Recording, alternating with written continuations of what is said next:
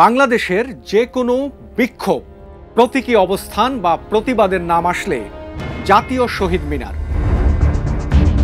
এই জায়গাটাই প্রথম মনে পড়ে। কিন্তু কেন নানা ইস্যুতে মানুষ জাতীয় শহীদ মিনারে গিয়ে বসে পড়ে?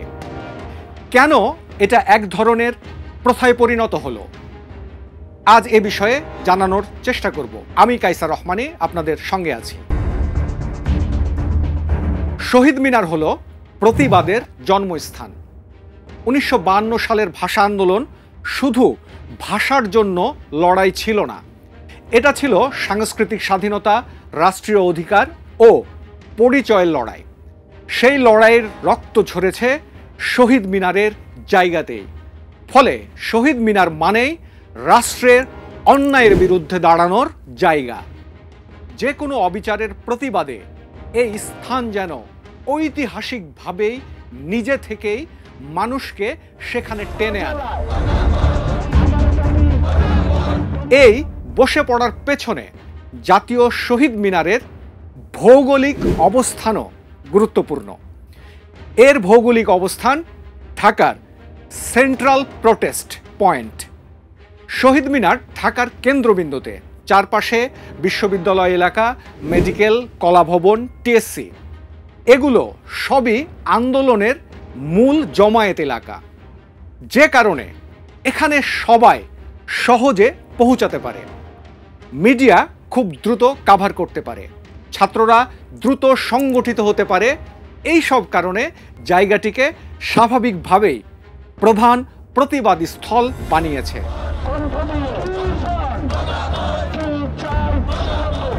প্রতীকী শক্তি, এখানে গেলে কথা শোনা হবে।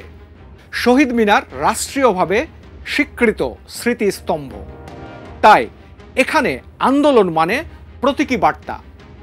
এটা শুধু দলীয় দাবি নয়, জনগণের দাবি।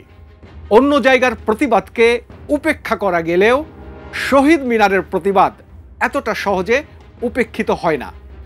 শহীদ মিনারে যুগের পর যুগ ধরে বিভিন্ন প্রতিবাদ আন্দোলন হওয়ায় একটা কালচারাল প্যাটার্ন তৈরি হয়েছে। যেন কেউ বললে চলো দাঁড়ায়, এর অর্থ প্র্যাকটিক্যালি শহীদ মিনারেই দাঁড়ানো।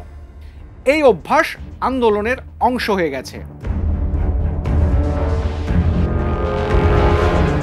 ঢাকা শহরের অনেক জায়গায় সমাবেশ নিষেধাজ্ঞা থাকে, কিন্তু শহীদ মিনার এলাকায় সাধারণত আন্দোলনকারীদের প্রতি তুলনামূলক সহনশীলতা দেখা যায়। কারণ জায়গাটি ঐতিহাসিক ও প্রতীকী, তাই পুলিশও সচেতনভাবে লিমিটেড এনফোর্সমেন্ট করে।